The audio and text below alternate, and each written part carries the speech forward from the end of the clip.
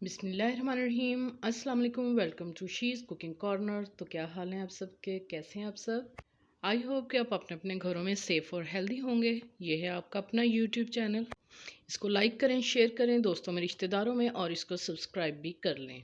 तो जी, आज हम अपने किचन में जो रेसिपी बनाने वाले हैं बहुत ही आसान है, बहुत ही यूजुअली तौर पे हम घरों में बनाते हैं। चटनी की कि इसको महफूज कैसे किया जा सकता है लॉन्ग टाइम के लिए। तो बिस्मिल्लाह करते हैं, स्टार्ट करते हैं अपनी रेसिपी को। तो जी, इधर मैंने एक गड्डी ली है हरे धनिए की, और इसको आपने अच्छे से वॉश करके मोटा मोटा काट लेना है। और एक गड्डी मैंने पुदीने के लिए, इसको भी अच्छे से वॉश करके पत्ता पत्ता तोड़ लेना है आपने। तो इसमें 1 टीस्पून हम साबुत ज़ीरा डालेंगे, और 1 टीस्पून नमक, और एक लेमन, और 2 हम ये लहसुन के जोए डालेंगे।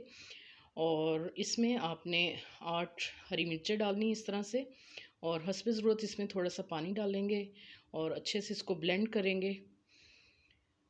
तो जी, इधर मैंने जग में हरा धनिया पुदीना अच्छे से वॉश करके मोटा मोटा काट के डाल दिया है, और ये स्पाइसेस भी डाल दिए हैं इसमें, और हरी मिर्चें डालेंगे, और थोड़ा सा पानी डालेंगे इसमें, और ये लेमन स्क्वीज़ करके डालेंगे इस तरह से, बीज भी नहीं जाएंगे इसके अंदर।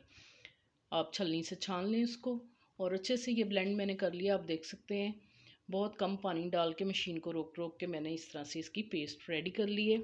तो इस तरह से आपने इसको रेडी कर लेना है। जो हमने लेमन इसमें डाला है और नमक, तो उससे ये काफ़ी देर तक अच्छी और फ्रेश रहेगी। तो आप इसको फ्रीज़ कर लें किसी भी बोतल में भर के, और जब आपको ज़रूरत हो तो आप इसको यूज़ कर सकते हैं। रोज़ों में भी आपको ये बहुत काम आएगी, और आप किसी भी चीज़ में डाल सकते हैं, दही बड़ों में, चाट में, और किसी भी चीज़ के अंदर डाल के दही में आप इस्तेमाल कर सकते हैं।